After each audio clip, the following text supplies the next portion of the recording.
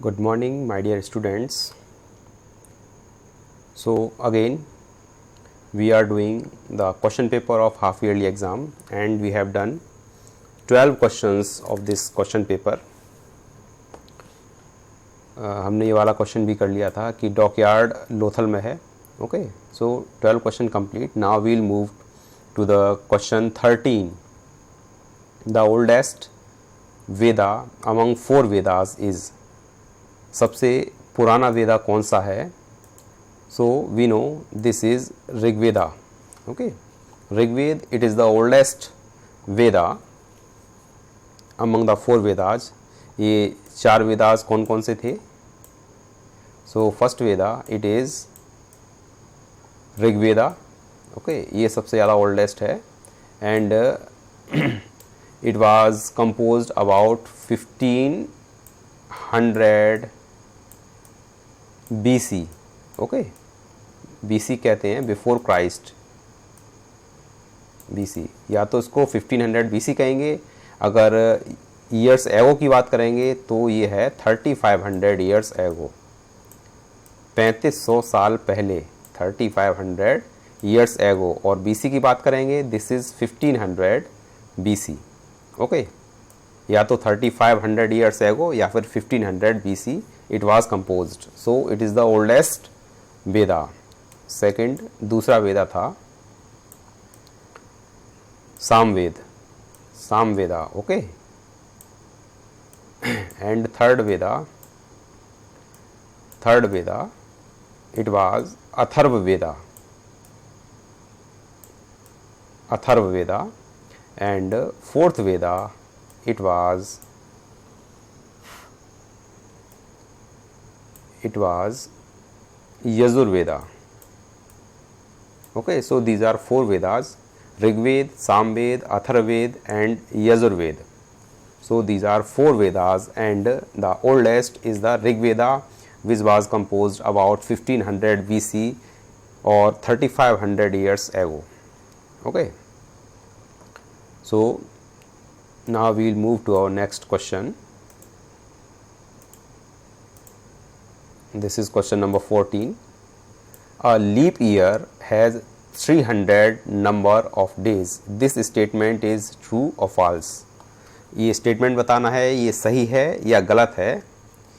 A leap year has 300 number of days. So we know that कि एक साल में 365 days होते हैं. We know this. There are 365 days in a year. Okay, but when it is leap year, these 365 days इसमें एक day और add हो जाता है and it becomes 366 days. Okay, so leap year को हिंदी में लौंद की साल कहा जाता है. So this leap year it has 366 day, not 300 days. So this statement ये गलत हो जाता है तो इसका फॉल्स स्टेटमेंट ठीक है. ओके, अगर ये सही होता तो यहाँ पे ट्रू पे क्लिक करते, लेकिन ये स्टेटमेंट गलत है. So answer for this is false. Okay, now we will move to our next question. This is question number 15. The value of prime meridian is. So first of all, meridian क्या होता है? जो अर्थ होती है इस पे अगर कुछ इमेजिनरी लाइंस ड्रॉ करते हैं, for example you can see this is earth. Okay, and we know that this is equator. Okay, और जो भी लाइंस जो इक्वेटर के पैरेलल में खींची जाती हैं लाइक दिस, इस तरीके से. So these lines these are called latitudes. Okay,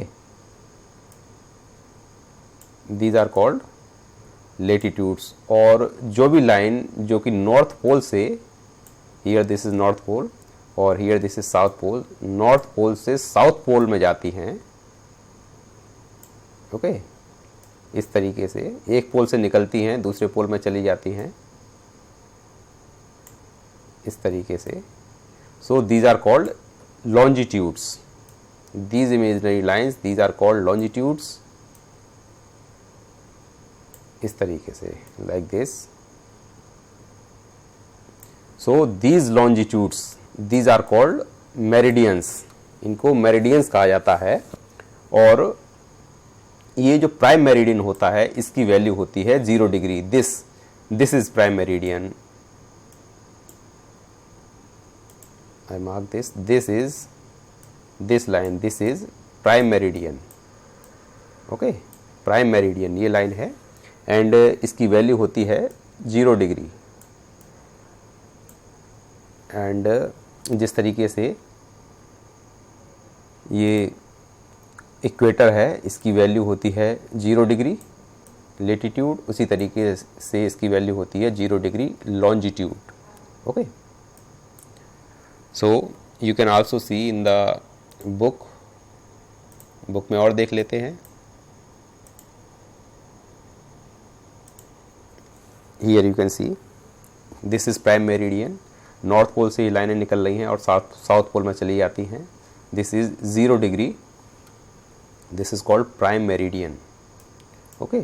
और ये जो लाइंस हैं these are latitudes and these are longitudes, okay. Here you can also see this meridian is called prime meridian, its value is 0 degree longitudes, okay.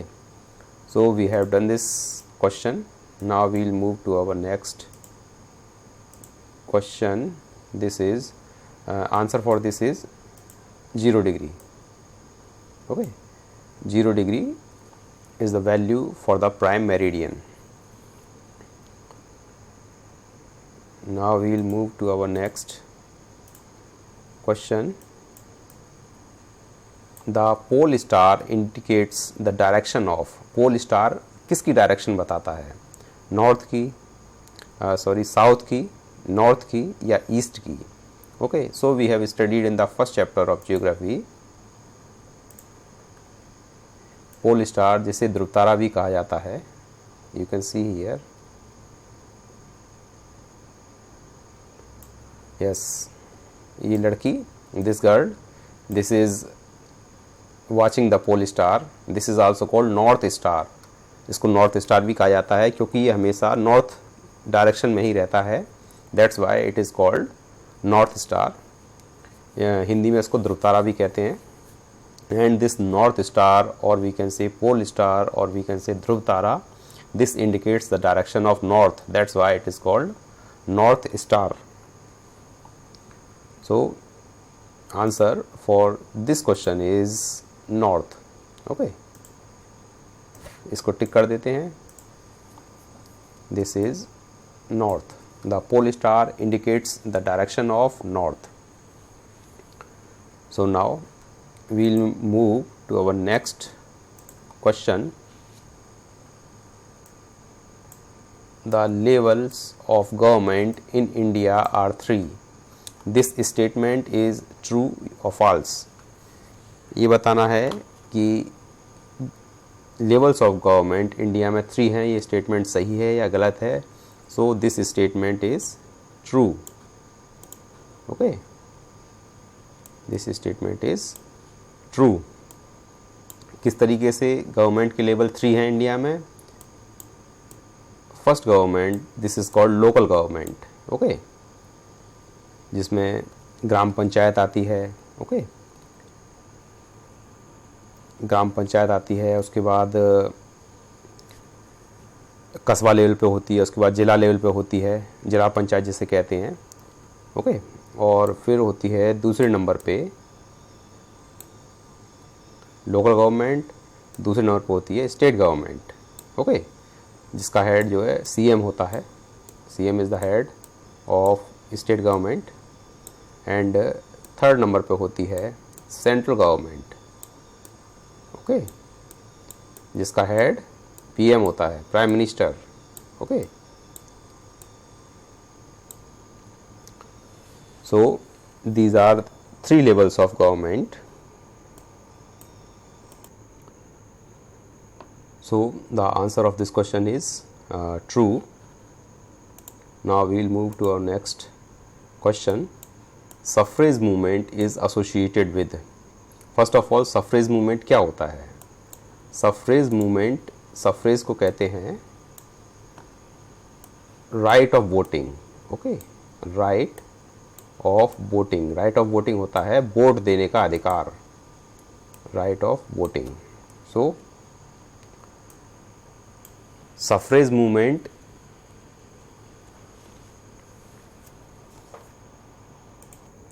वो movements होते थे जिनमें कि जैसे कि कोई जो लेडीज़ होती हैं, जो वुमेन होती हैं, उनको वोट देने का अधिकार नहीं था, तो उन्होंने अपने वोट देने के अधिकार को प्राप्त करने के लिए वुमेन सफ्रागेट मूवमेंट चलाए थे।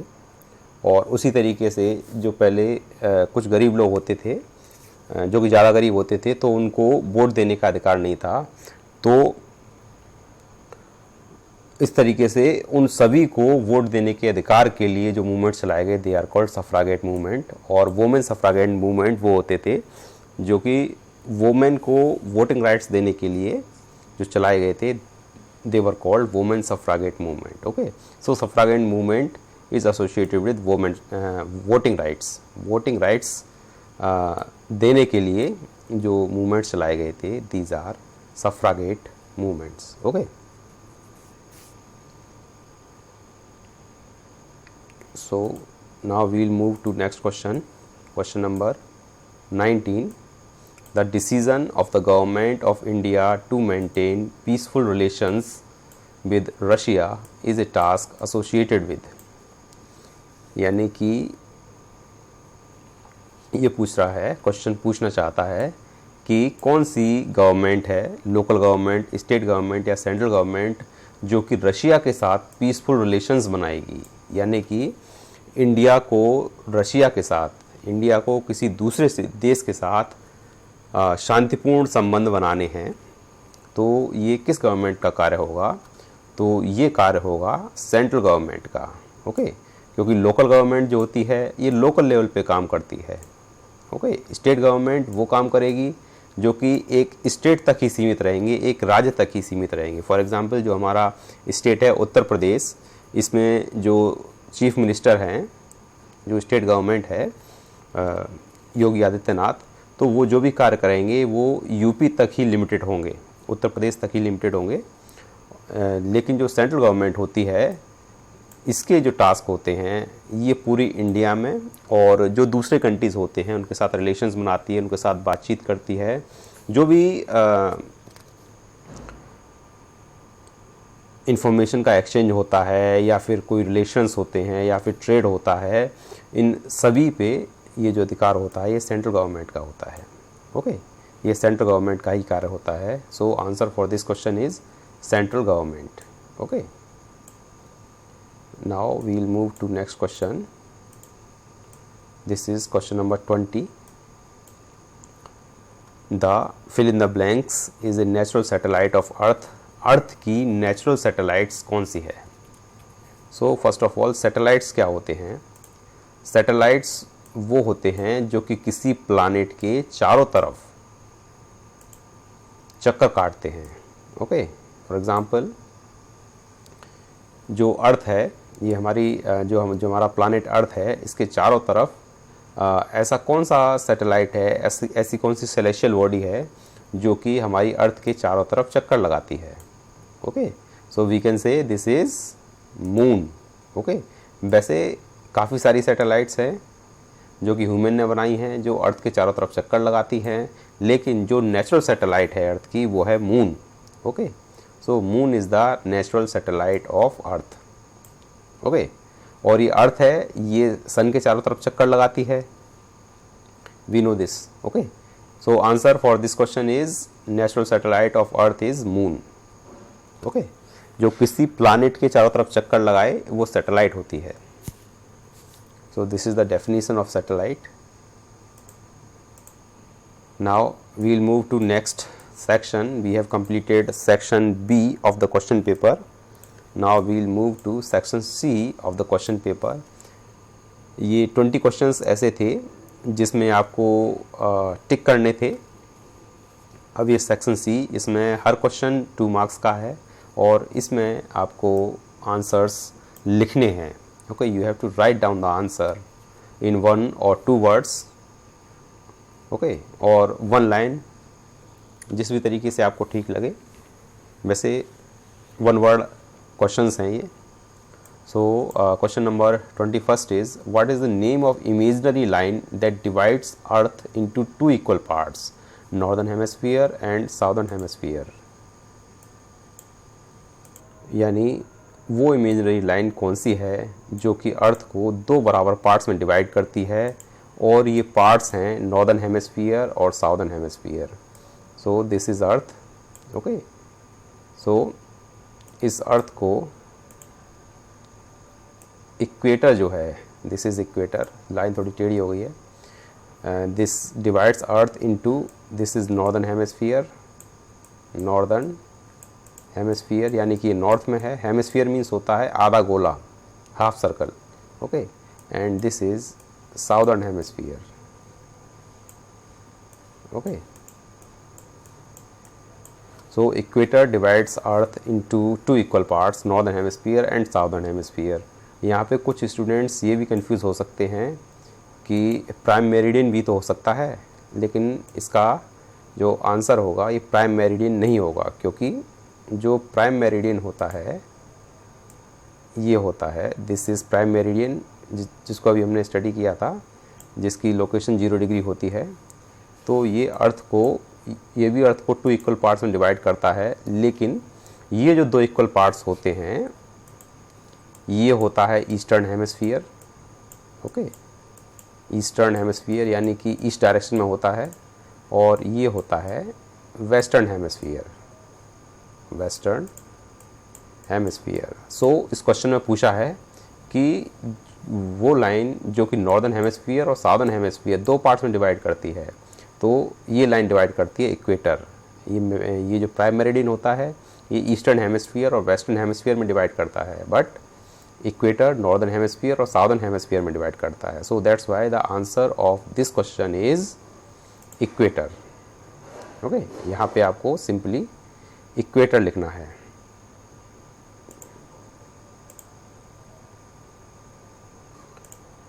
You can see, you can write down here equator.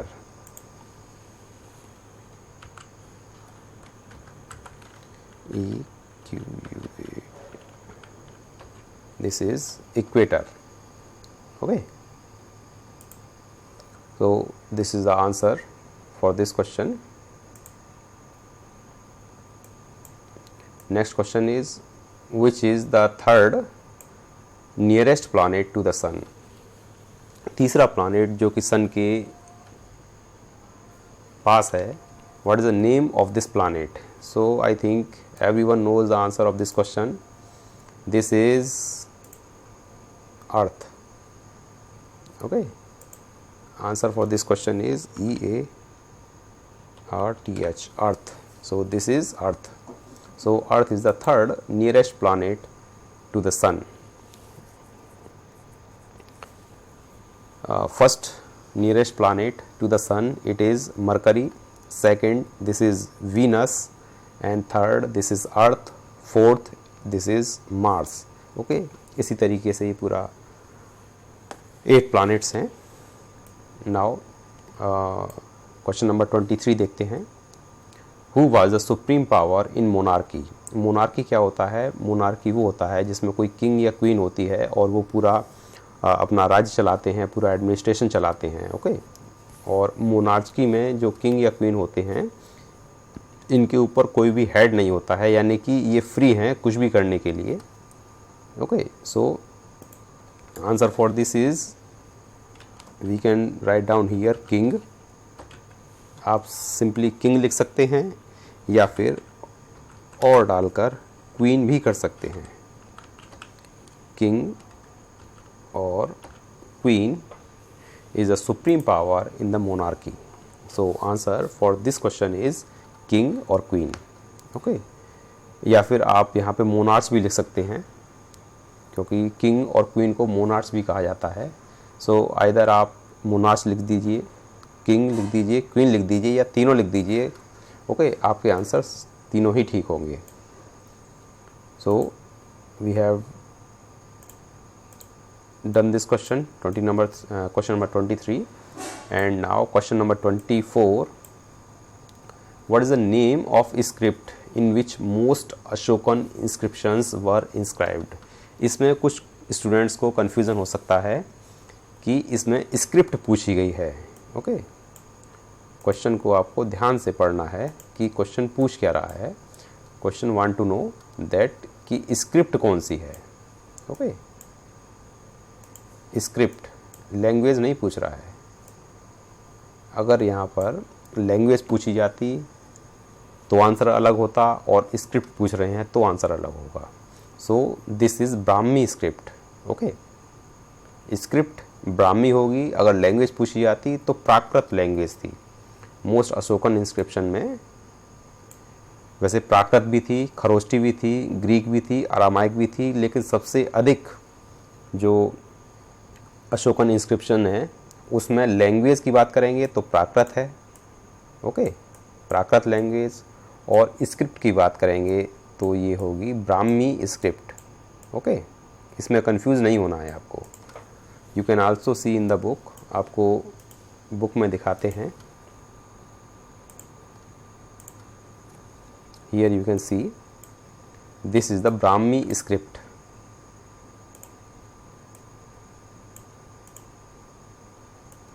This is, ये लिखा है Brahmi script.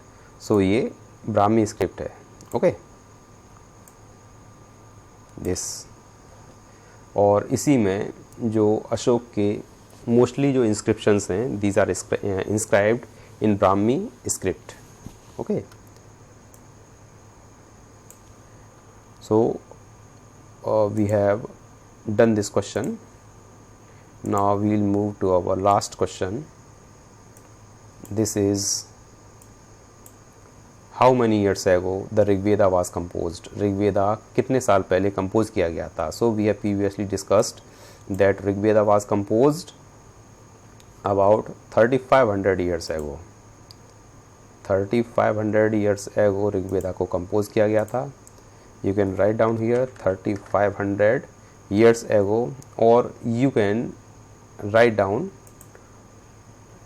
1500 years, 1500 BC, 1500 BC भी आप लिख सकते हैं, या 3500 years ago लिख सकते हैं।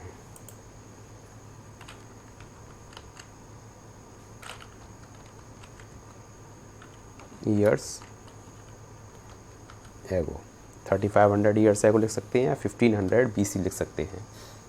लेकिन 1500 ईयर्स एगो लिख देंगे तो आंसर गलत हो जाएगा। ओके, सो 3500 ईयर्स एगो या 1500 BC। अगर 1500 ईयर्स एगो लिख दिया है तो आंसर आपका गलत हो जाएगा। So this is the correct answer for this question number 25, and we have done all the questions. और जब आपके क्वेश्चंस हो जाने थे आपको सबमिट करना था, एंड आई होप कि सभी ने अच्छा एग्ज़ाम दिया होगा, सभी के मार्क्स अच्छे होंगे। So thanks for watching video.